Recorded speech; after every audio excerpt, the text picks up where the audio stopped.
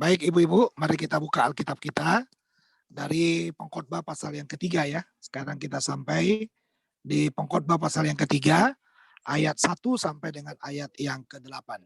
Ya, sekali lagi Pengkhotbah pasal yang ketiga, ayat 1 sampai dengan ayat yang ke-8. Mari kita lihat bersama-sama. Ya.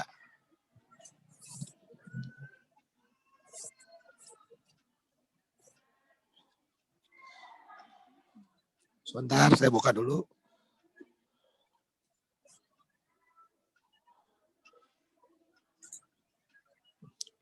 Ya, Pengkhotbah pasal yang ketiga, ayat 1 sampai dengan ayat 8.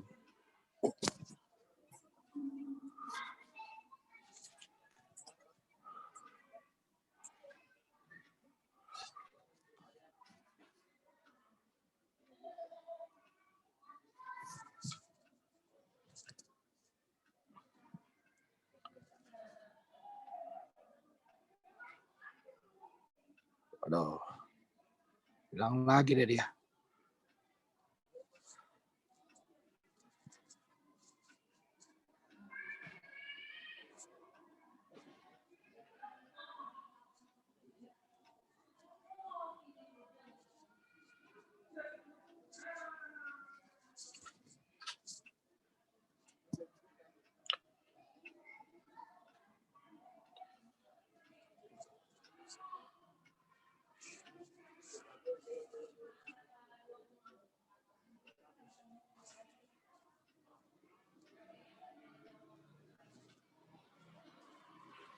Ya, baik. Kita membacanya ya.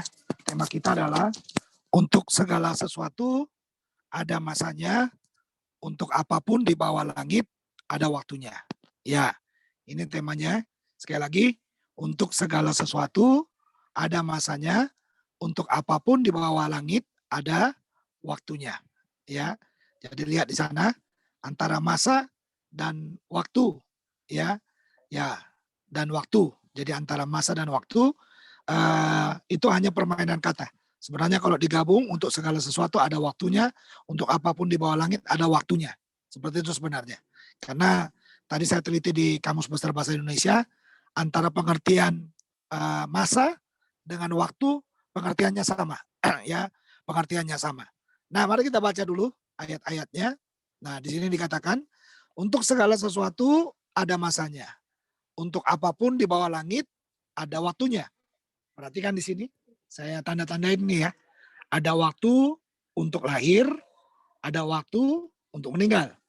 Ada waktu untuk menanam, ya, kita lihat dalam bagian ini ya. Jadi ada waktu untuk menanam, dan dikatakan juga kepada kita waktu untuk menanam. Lalu ayat 3, ada waktu untuk membunuh, ada waktu untuk menyembuhkan. Ada waktu untuk ada waktu, ada waktu menarik. Ini saya turunkan pasangan-pasangannya, ya pasangan-pasangannya. Nah, yang berikutnya dikatakan lagi ada waktu untuk membuang batu, ada waktu untuk mengumpulkan batu, ada waktu untuk memeluk, ada waktu untuk menahan diri dari memeluk, ada waktu untuk mencari, ada waktu untuk membiarkan rugi, ada waktu untuk menyimpan, ada waktu untuk membuang, ada waktu untuk merobek, ada waktu untuk menjahit, ada waktu untuk berdiam diri, ada waktu untuk berbicara, ada waktu untuk mengasihi, ada waktu untuk membenci, ada waktu untuk perang, ada waktu untuk damai. Jadi ibu-ibu bisa lihat di situ ya. Jadi semua yang saya tandain di sini tadi, ya, yang saya tandain di sini, ini pasangannya. Lahir, pasangannya meninggal. Menanam, pasangannya mencabut yang ditanam. Lalu membunuh, pasangannya menyembuhkan. Jadi kalau kata membunuh di sini, ini tidak identik dengan membunuh orang mati seperti itu, enggak. Tapi membunuh ibaratnya seperti melukai. Ya, melukai atau membuat orang terluka. Jadi ada waktunya kita melukai orang, tapi ada waktunya juga kita menyembuhkan orang itu. Lalu yang berikutnya, ada waktu untuk merombak, dikatakan di situ ya. Ada waktu untuk merombak, ya, ada waktu untuk membangun. Jadi merombak, membangun pasangannya. Lalu ada waktu untuk menangis, pasangannya adalah tertawa, ya. Lalu yang berikutnya ada waktu untuk meratap, pasangannya adalah menari, ya, menari. Nah, ada waktu untuk membuang batu, ya, pasangannya mengumpulkan batu, ya, mengumpulkan batu, ya. Lalu ada waktu untuk memeluk, pasangannya menahan diri dari memeluk. Lalu ada waktu untuk mencari, ya, pasangannya membiarkan rugi. Jadi kita udah cari, ya udah biarkan rugi, ya. Lalu ada waktu untuk menyimpan, pasangannya membuang. Lalu ayat 7, ada waktu untuk merobek, ya, pasangannya adalah menjahit, ya. Lalu yang berikutnya, ada waktu untuk berdiam diri, pasangannya adalah ada waktu untuk berbicara. Lalu ayat 8, ada waktu untuk mengasihi, pasangannya adalah membenci.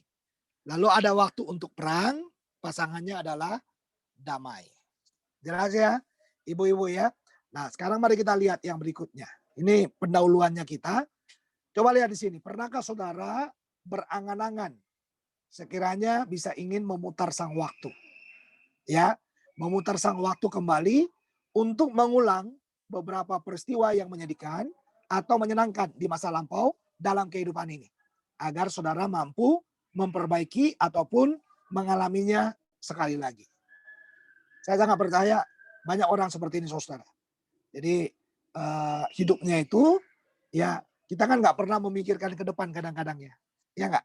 Kalau kita melihat dalam perjalanan hidup kita kan, apapun yang kita lakukan kan pasti baliknya ke belakang. Ya kan? Kita lebih suka kepada masa lalu daripada masa depan.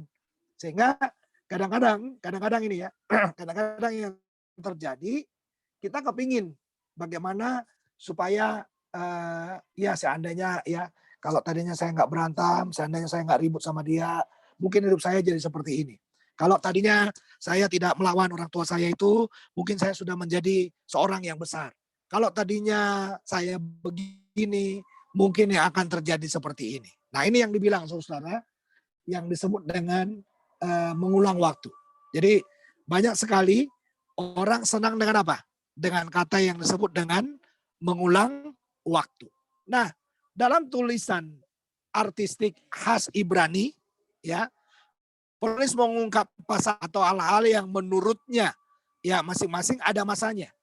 Jadi kalau sudah lihat di sini, ada 7 angka penting dalam perjanjian lama berarti lengkap. Jadi ayat yang masing-masingnya berisi 2 pasang, hal yang bertentangan. Ya, jadi dibuat jadi 7 pasang. Ya, 7 apa namanya? Ya 7 ya, 7 pasangan yang saling bertentangan. Jadi dikatakan 2 pasang. Ya, lahir, meninggal, menanam, mencabut. Lalu membunuh, dikatakan apa? Menyembuhkan ya. Membunuh, nangis, tertawa. Menari. Mengumpulkan batu. Memeluk, menahan diri. Mencari, merugi. Lalu menyimpan, membuang, merobek, menjahit, berdiam diri, berbicara. Lalu mengasihi, membenci, perang, damai. Oke. Lalu maksud pengkhotbah, semua kejadian dalam alam dan dalam hubungan manusia boleh diatur dalam ritme yang demikian. Jadi karena memang inilah yang terjadi kan. Ini nggak bisa kita pungkiri. Karena hal-hal ini yang berganti dalam kehidupan daripada manusia. Nah, kita melihat pembahasannya. Firman Tuhan dalam nas ini mengingatkan kita bahwa untuk segala sesuatu ada masanya. Masa dikatakan adalah suatu kurun waktu tertentu yang ada awalnya dan ada akhirnya. Jadi tidak ada saudara orang di dunia hanya awal aja. Ya, tidak ada orang di dunia ini juga yang hanya menangis terus, gak ada. Jadi selalu ada awalnya, ada akhirnya. Ya, jadi yang dimaksud segala sesuatu dalam nas ini meliputi 3 hal katanya. Jadi untuk segala sesuatu ada waktunya. Jadi segala sesuatu itu menyangkut 3 hal. Yang pertama adalah menyangkut kegiatan sehari-hari. Ini yang pertama ya, menyangkut kegiatan sehari-hari. Jadi segala sesuatu yang disebutkan di situ menyangkut kegiatan sehari-hari. Contohnya itu yang dikatakan seperti menanam, mencabut, merombak, membangun, merobek, menjahit, mencari untung, ya, mencari untung, merugi. Nah, ini kegiatan sehari-hari. Ya, jadi segala sesuatu itu berkaitan dengan kegiatan sehari-hari. Yang kedua, segala sesuatu di situ berkenaan dengan apa? Kejadian yang melibatkan perasaan. Jadi kejadian-kejadian yang melibatkan perasaan. Seperti apa? Menangis, ya kan? Memeluk, tertawa, meratap, mengasihi, membenci, berbicara, berdiam diri. Nah, ini ibu-ibu ya. Ini adalah bagian dari apa? Bagian dari kejadian yang melibatkan perasaan. Ya, perasaan ya. Jadi perasaan kita itu kan setiap hari pasti kita mengalami perasaan-perasaan yang membuat kita bisa terluka, membuat kita bisa tertawa, membuat kita bisa meratap, ya, membuat kita bisa sayang, tapi membuat kita juga bisa benci. Ya. Lalu yang ketiga adalah segala sesuatu di situ menunjuk kepada apa? Peristiwa kehidupan peristiwa kehidupan, ya. Seperti apa? Lahir, meninggal, perang, damai. Jadi hal yang sama juga, ya, kami alami dikatakan, ya, yakni pada waktu anak-anak di sini masih kecil, ya, masih kecil, atau anak-anak saudara yang masih kecil misalnya, ya, kadang-kadang kan mereka bersepeda, ya, bersepeda, namun ya masa itu tidak selalu ada. Sekarang mereka sudah apa? Sudah besar dan tidak lagi bersepeda, ya, bersama dengan orang tuanya. Saya agak tertarik ya melihat perkembangan orang-orang sekarang ya. Ya, banyak seperti itu. Anak-anaknya masih temani bersepeda, tapi tiba-tiba sudah tidak bersepeda lagi. Nah, oleh karena itu, menurut Raja Salomo, tindakan yang terbaik menyikapi masa hidup ini ialah dengan berlaku bijak. Ya. Jadi kalau segala sesuatu ada, ya, ada waktunya, ada masanya, ya kita harus bijak. Nah, bagaimana supaya bijak? Dikatakan kita harus menerima ritme hidup. Ya, artinya begini, ritme hidup itu adalah sebuah perjalanan hidup yang silih berganti boleh terjadi dalam hidup kita. Nah, kita harus bisa menerimanya. Dalam arti jangan terima satu pasangan yang positifnya, tapi yang jeleknya nggak mau. Contohnya gini, jangan terima tawa saja, tapi saudara tidak siap untuk menangis. Ya, jangan terima saudara mau menyenangkan orang saja, tapi saudara nggak senang, tidak bersedia untuk tidak disenangkan. Nah, itu yang dibilang. Kita harus menerima ritme dari hidup itu. Nah, perenungan pengkhotbah bisa dianggap frustasi. Karena apa? Karena dia bilang segala sesuatu ada waktunya. Nah, hidup sudah diatur begitu rupa. Tidak lagi ada kebebasan. Tuhan sudah atur semuanya. Tidak ada lagi kebebasan. Karena perjalanan kita sepenuhnya apa? Diatur oleh Tuhan. Nah, bisa juga dianggap sesuatu yang positif. Ya, perjalanan hidup ini sesuatu yang positif saja. Orang lahir, itu positif. Orang meninggal, itu juga positif. Nggak perlu kita bilang negatif kan? Karena memang seperti itu. Ya, karena memang seperti itu. Nah, lalu yang berikutnya, dikatakan lagi, hidup teratur di tangan Allah. Aman, terpola, punya makna. Nah, ini harus dilihat nih. Jadi kalau kita bisa menerima ritme hidup itu, berarti kita bisa memahami nih, bahwa hidup itu teratur di tangan Allah. Aman, terpola, dan juga punya apa? Punya makna. Banyak makna hidup ini. Ya, toh? Ya, dari perjalanan hidup kita, dari usia sekian sampai ke sekian, apa yang terjadi di sana. Oh, banyak yang kita lihat. Ya, jadi banyak yang bisa kita alami pada waktu anak-anak kita masih kecil. Ya, banyak pengalaman-pengalaman yang baik. Mereka menuju dewasa, kita masih bisa mengalami. Sekarang mereka sudah menikah, kita sudah diberi cucu oleh mereka, ritmenya juga berbeda. Nah, makanya yang harus kita lihat adalah bahwa kalau hidup itu akan menjadi teratur di tangan Allah. Aman, terpola, punya makna. Jadi nggak perlu ada yang dicurigai dari Tuhan. Karena semuanya Tuhan yang mengatur seperti itu. Jadi Tuhan yang membuat seperti itu. Jadi dari frustasi pengkhotbah bisa bersuka cita. Karena dikatakan nanti di dalam ayat yang ke-11 ya. Ia membuat segala sesuatu indah pada waktunya. Ya, sekalipun ayat ini kan dipakai oleh orang menikah ini ya. Ya, mungkin udah kecapean pacarannya kali. Ya, kebanyakan backstreet, nggak diizinkan, jatuh bangun dalam pacarannya, begitu mau menikah pakai ayat ini.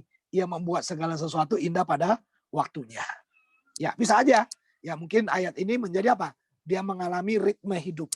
Ya, jadi ritme hidup itu endingnya adalah ia membuat segala sesuatu indah pada waktunya.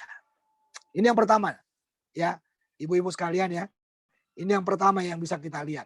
Ya, supaya kita bisa apa? Berlaku bijak dengan hidup kita. Jadi kita harus bisa menerima ritme hidup itu dengan baik. Nah, yang kedua dikatakan kita harus bisa memahami kehendak Allah di dalamnya. Artinya begini, dalam hidup yang tadi ada waktu, ada masa, ada waktu untuk ini, ada waktu untuk ini.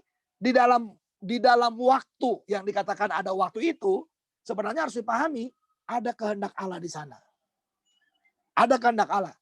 Ya, kenapa kita diizinkan, contohnya punya anak banyak, contohnya. Ada kehendak Allah di situ. Atau kenapa kita hanya diizinkan mungkin punya anak satu, contohnya hanya satu anak kita. Ada kehendak Allah di situ. Ya, jadi kenapa juga kadang-kadang dalam perjalanan hidup, kadang-kadang kita bisa melihat, kadang-kadang sulit sekali kita mendapat melihat berkat Tuhan dalam hidup kita. Ada kehendak Allah di situ. Jadi kita nggak bisa memungkiri bahwa di dalam segala sesuatu itu ada kehendak Allah. Makanya dikatakan Allah menciptakan manusia segambar dan serupa dengannya. Kepada manusia diberi pengertian berupa akal dan pikiran melebihi ciptaan lain. Juga dalam hal menikmati hidup ini. Justru dengan menyadari bahwa segala sesuatu di tangan Allah dan diatur sesuai kehendaknya, kita belajar mengakui ketergantungan kita akan Dia. Jadi kalau kita sadar bahwa di dalam segala sesuatu ini ada kehendak Allah, justru kita harus hidup semakin bergantung kepada Tuhan. Ya. Jadi kalau kita tahu bahwa segala sesuatu ada waktunya, ada masanya, ya, justru kita harus semakin melekat dengan Tuhan kita. Ya, semakin melekat dengan Tuhan dan Tuhan, semakin mengasihi Tuhan. Oke.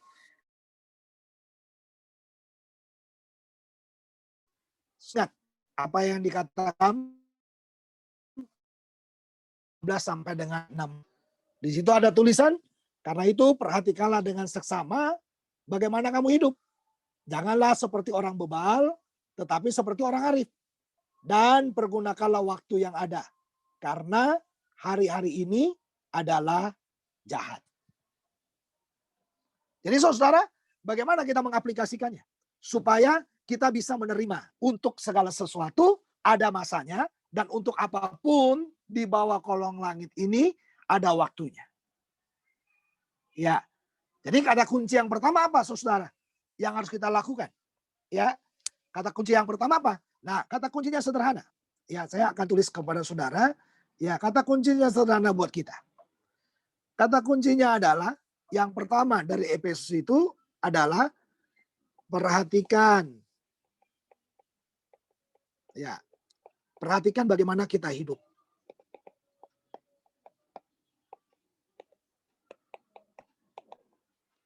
Ya, ini paling penting. Jadi karena kita tahu untuk segala sesuatu ada waktunya, ada masanya. Selain yang kita udah jelaskan dari pengkhotbah tadi, aplikasi penting buat kita. Ya, ini aplikasi penting buat kita. Ya, aplikasinya adalah ini, apa yang dikatakan oleh Paulus ini. Perhatikan bagaimana kita hidup, bagaimana kamu hidup. Ini kata kunci yang penting. Ya, dikatakan untuk hidup itu bagian yang kedua. Orang itu harus arif, ya, atau apa? Bodoh. Ya, bodoh itu sama dengan apa? Sama dengan bebal. Perhatikanlah bagaimana kamu hidup. Ya, yang dikatakan kita harus jangan seperti orang bebal, tapi seperti orang arif.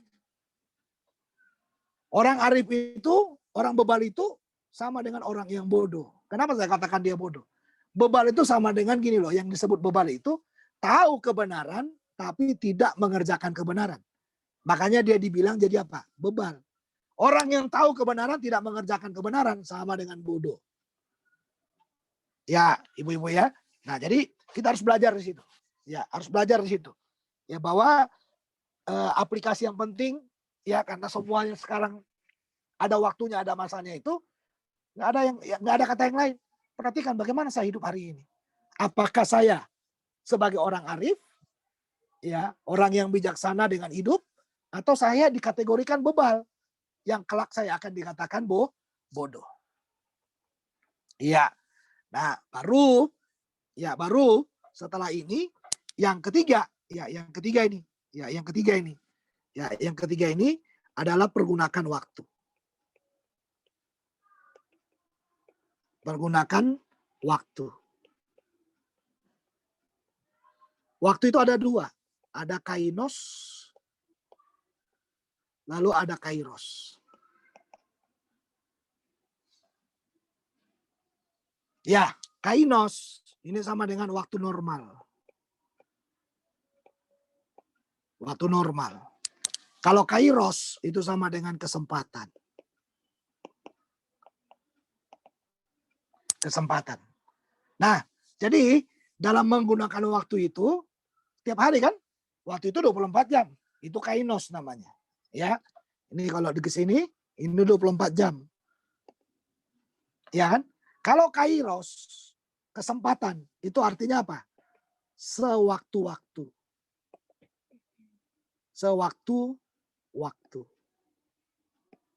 Oke. Kenapa pendahuluan tadi ya? Pendahuluan tadi saya bilang, kenapa orang selalu ingin ke belakang? Karena dia nggak memanfaatkan kairos.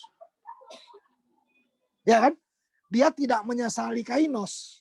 Tapi sebenarnya yang dia sesali adalah kairos. Karena kainos nggak bisa disesali. Karena 24 jam ini normal. Ini berjalan seperti ini 24 jam ini. Ya.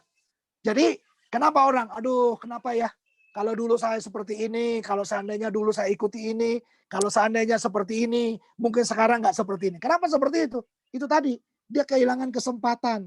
Kehilangan apa? Kesempatan yang disebut dengan kairos itu. Jadi pengalaman yang sewaktu-waktu ini loh. Kesempatan yang sewaktu-waktu itu seharusnya harus kita gunakan dengan baik. Ya, dengan baik. Jadi kalau dia digambar mungkin dia seperti ini. Ya. Ini yang dibilang kainos. Perjalanan yang disebut 24 jam. Ya. Tapi di 24 jam ini kainos ini mengeluarkan yang namanya apa? Kairos. Jadi pusat dari inti dari semua kehidupan itu dalam perjalanan waktu 24 jam. Ya kan? Kalau ibu-ibu sekarang usianya 65 tahun. 65 tahun. Ya, 65 tahun itu berarti kainosnya kita udah 25 tahun. Kainosnya kita, waktunya kita sudah 25 tahun. Tapi pertanyaannya saya, kalau dari waktu yang 65 tahun ini, berapa banyak kairos yang kita gunakan? Nah ini dia. Ini pertanyaan yang paling penting. Berapa banyak ya kairos yang kita gunakan? Ya, karena ya tahun ini saya misalnya usia saya 51 tahun. 51 tahun ya usianya. Pertanyaan saya, ini 51 tahun ini sama dengan kainos. Tapi dalam usia 51 tahun ini kairosku bagaimana? Kesempatanku bagaimana? Nah inilah, kalau ini kita pahami dengan baik, ya waktu yang seperti ini kita pahami dengan baik, berarti benarlah apa yang dikatakan oleh pengkhotbah itu untuk segala sesuatu ada masanya, untuk apapun di bawah kolong langit ini ada waktunya. Jadi kalau kita dipanggil Tuhan, berarti kainos, mana kainos? Ya kainos dan kairos itu habis. Kalau kita udah dipanggil Tuhan. Tapi kalau kita masih hidup dengan waktu yang kainos ini, banyak sekali kairosnya. Jadi usaha kita adalah menikmati kairos. Jadi ada kainos, ini normal. Tapi kita harus selalu berdoa supaya ada kairos buat kita. Ada waktu, kesempatan yang Tuhan berikan kepada kita. Untuk apa? Untuk, ya ini tadi, untuk kita bisa berbuah. Nah ini dia. Jadi kesempatan inilah yang kita pakai. Ya, karena 24 jam ini normal. Dari bangun pagi tadi normal. Normal. Ya, normal. Semua udah kita lakukan dari pagi tadi. Aktivitas kita banyak. Tapi ada nggak kairos di situ? Ya. Tuhan Yesus usianya hanya 33,5 tahun. Ini kainosnya. Tapi lihat, di 33,5 tahun ini, ya 33,5 tahun ini, dikatakan, ya dia hidup. Kainosnya ini ya, 30 tahun dengan keluarga. Yesus itu hanya pelayanan sebenarnya 3,5 tahun. Dalam 3,5 tahun ini, inilah kairosnya dia. Untuk apa? Menyelesaikan pekerjaan Tuhan. Pekerjaan Allah yang diberikan kepadanya. Pendek, saudara, dia berkarya. Ya, umurnya juga pendek sekali. Tuhan kita itu. Tuhan Yesus itu umurnya juga pendek. Ya. Makanya yang dicatat di dalam Alkitab itu adalah kairosnya dia ini. Bukan kainosnya dia. Kairos. Ya, kairosnya dia atau kainos 3,5 tahun yang dilihat sepenuhnya dari kainos itu adalah kairosnya, kesempatannya yang Tuhan lakukan itu. Iya. Ini catatan yang sangat luar biasa. Mari kita belajar saudara ya bahwa sebagai orang percaya itu Tuhan itu menggunakan banyak kesempatan buat kita. Jadi untuk segala sesuatu ada masanya. Dan untuk apapun di bawah kolong langit ini, ada waktunya. Kainos dan kairos. Supaya apa? Supaya kita bisa menikmati hidup dengan baik. Ya, sampai di sini penjelasan saya kepada saudara. Ya, Tuhan Yesus memberkati kita. Ada yang mau di-sharingkan? Silakan. Ada yang mau di-sharingkan?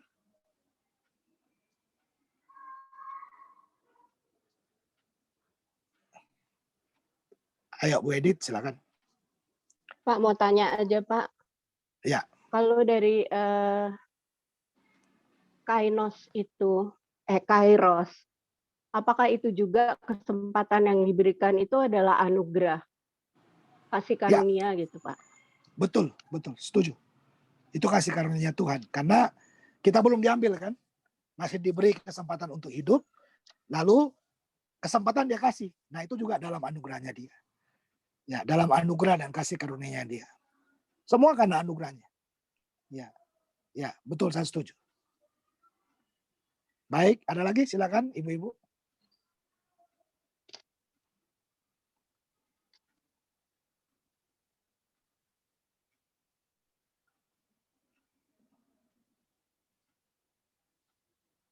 Oke, kalau tidak ada, Bu Elia mungkin nyanyi satu lagu buat kita, buat persiapan perjamuan kudus. Sebelum kita berdoa. Silakan Bu.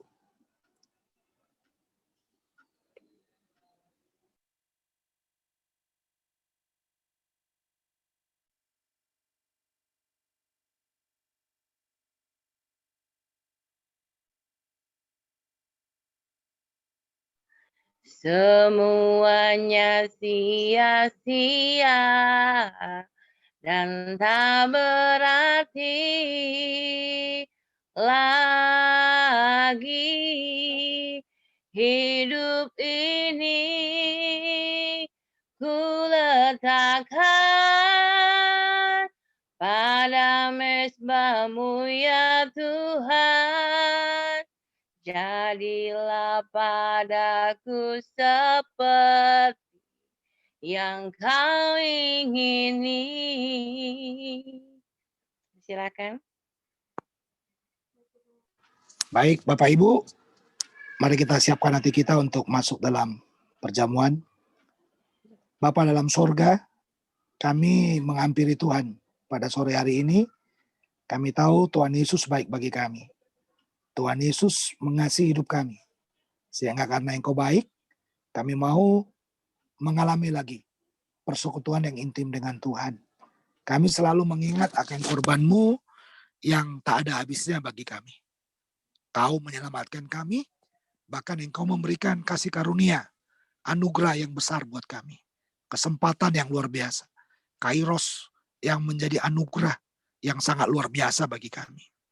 Kami mau hidup dalam kasih karunia-Mu Tuhan, menikmati kebaikan demi kebaikan-Mu.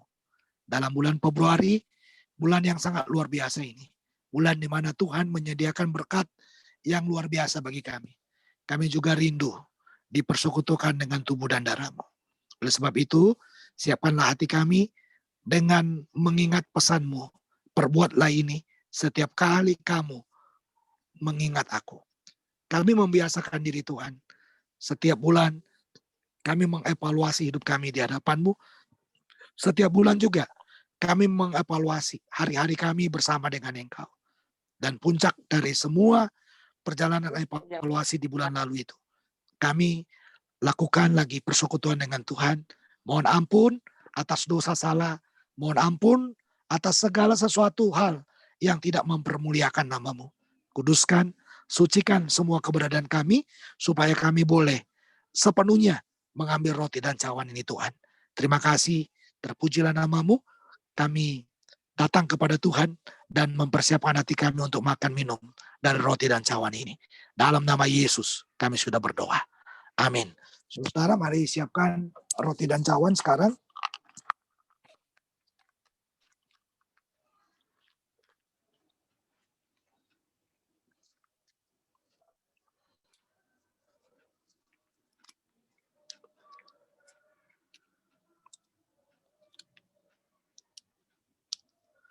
Baik, kalau sudah disiapkan, mari mengangkat roti. Tuhan Yesus, di tangan kami ada roti. Kami percaya bahwa sesuai dengan firman-Mu dan apa yang Kau katakan, bahwa roti inilah adalah tubuh-Mu yang terpecah-pecah untuk banyak orang. Dan hari ini kami mau mengaplikasikan dalam hidup kami. Kami percaya akan tubuh Kristus yang terpecah-pecah bagi kami. Dan kami akan makan dari roti ini dalam nama Tuhan Yesus. Mari kita makan dalam nama Yesus.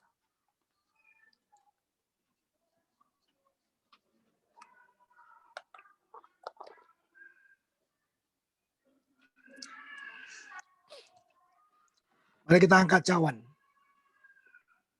di tangan kanan kita. Tuhan Yesus, di tangan kami ada cawan. Kau yang mengatakan bahwa cawan ini adalah darah-Mu, perjanjian baru yang dicurahkan untuk banyak orang. Kami sangat percaya bahwa pengorbanan Kristus lewat darah-Mu yang tercurah di atas kayu salib meyakinkan kami hari ini bahwa kami beroleh keselamatan. Itu sebabnya dengan yakin dan penuh keyakinan kami mempercayai darah Yesus yang sudah menebus kami. Saudara-saudara, mari kita minum dengan penuh keyakinan bahwa darah Yesus adalah darah yang tercurah untuk mengampuni dosa kita. Mari kita minum dalam nama Tuhan Yesus dan beriman Dia menyembuhkan semua sakit kita.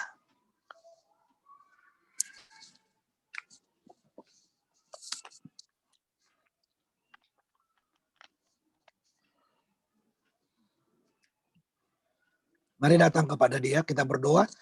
Bapa dalam sorga, kami terus mendoakan untuk kehidupan kami. Kami berdoa untuk Narwastu. Kami berdoa untuk teman-teman kami yang belum hadir lagi dalam Zoom ini. Kami masih terus mendoakan mereka. Biarlah tangan kuasa-Mu, tangan pertolongan-Mu Tuhan, kiranya menjamah, kiranya memberkati mereka semuanya. Kami berdoa, menyerahkan saudara-saudara kami juga yang belum percaya kepada Tuhan Yesus. Biarlah mereka boleh menerima Engkau sebagai Tuhan dan Juru Selamat mereka pribadi. Entahkah mereka saudara dekat kami, atau saudara-saudara kami yang mungkin jauh dari kami. Tapi kami mendoakan Tuhan, supaya mereka menjadi orang yang percaya. Orang yang menerima Engkau sebagai Tuhan dan Juru Selamat pribadi. Kami mendoakan juga untuk kesehatan kami. Sepanjang bulan Februari ini, Tuhan jaga kami, lindungi kami. Kalau ada sakit di dalam tubuh kami, sembuhkan dalam nama Yesus. Kalau ada luka dalam hati kami juga, sembuhkan dalam nama Yesus. supaya kami boleh bergerak dengan otoritas yang daripada Tuhan, dengan kuasa yang daripada Tuhan, Yes. dan dengan kebebasan yang daripada Tuhan juga. Kami mendoakan Amin. bangsa dan negara kami, Indonesia, Tuhan lawat bangsa kami. Segala program yang dibuat oleh pemerintah kami untuk mengatasi COVID, biarlah Tuhan akan tolong. Tuhan jamah supaya semuanya boleh menetralisir keadaan demi keadaan di dalam bangsa kami. Kami mendoakan untuk ekonomi, mendoakan juga untuk pemulihan sosial, keamanan dalam bangsa kami. Biarlah Tuhan Yesus menolong. Tuhan Yesus menolong supaya bangsa kami boleh aman di dalam kekuatan yang daripada Tuhan. Berkati Tuhan Amin. lingkungan demi lingkungan kami, kota kami, rumah kami, dan tempat-tempat kami, gereja-gereja Tuhan, dimanapun berada, biarlah semuanya diberkati oleh Tuhan. Akhirnya kami akan mengakhiri pada saat sore hari ini. Biarlah Tuhan memberkati kami semuanya. Perhatian kami kepada Narwastu, biarlah menjadi perhatian yang diberkati oleh Tuhan. Persembahan-persembahan yang kami berikan untuk Narwastu juga, biarlah diberkati oleh Tuhan. Sehingga apa yang kami taburkan semuanya untuk hormat dan kemuliaan bagi nama Tuhan. Berkati Amin. Narwastu ke depan, berkati semua biarlah semuanya disiapkan oleh Tuhan, dan Tuhan taruh kami menjadi orang yang terima kasih, terpujilah namamu. Saudara-saudara, marilah dengan iman percaya, dengan berpegang kepada firman yang kita sudah dengarkan, arahkanlah hatimu kepada Tuhan, angkat kedua tanganmu, terimalah berkatnya. Kasih karunia dari Allah Bapa, sukacita di dalam Tuhan Yesus Kristus, serta kiranya menyertai kita semuanya, mulai sore hari ini, kekal selama-lamanya. Semua yang amin. Amin. Amin, amin. Yes. Makasih Pak Terima kasih Hermon. Pak Terima kasih Hermon. Pak Hermon. Kasih, Tuhan Semuanya. berkati. Tuhan Terima berkati kasih Bu yang baik, Elia. Sehat semua, Bu Edi, Sehat Bu semua. Edi, Iya. Sekali sehat lagi semua. ya. Yanti, Selamat tahun depan ya, jangan sampai Oke. enggak masuk Erlin. Mbak ya. Erlin. Iya. Ya. Ya, Dah. Pak Hermon, bawa yang waktu lain ya. itu di foto mana? Oke, foto. Stop, Foto foto dulu. Mana, Pak? Udah, Ada kok waktu Ada. itu ada di udah itu dibikin di jadi cover. Saya udah bikin jadi cover. Oh, ada cover ya di di YouTube. mana? Di Itu di YouTube. YouTube yang saya share di Jangan grup. di YouTube. Jangan di YouTube dong, di-share juga dong di grup, Pak. Kan di share di grup. Oh iya, siap. Nanti saya Waktu share itu ya. nggak ada. Itu Pak. Baik, saya share. Ya. Ini Ayo, yang 3. walaupun Ayo, dalam keadaan 3. apa di foto. Ayo Pak, foto Pak. Ya, 3, 2, 1. Sekali lagi. Ya. 3, 2, 1. Satu kali lagi. Oke. Ya. 3, 2, 2, 1. Oke, Tuhan berkati. Tuhan Selamat sore berkati semua. Pak Hermon. Berkati. Pak Hermon. Ya, God bless. Pak, ya, Dah, Belia. foto-fotonya share di grup juga dong Pak. ya, siap. Dah, Erlin. Tuhan berkati. Yanti, Elia, bukan semua Erlin. Pak Hermon.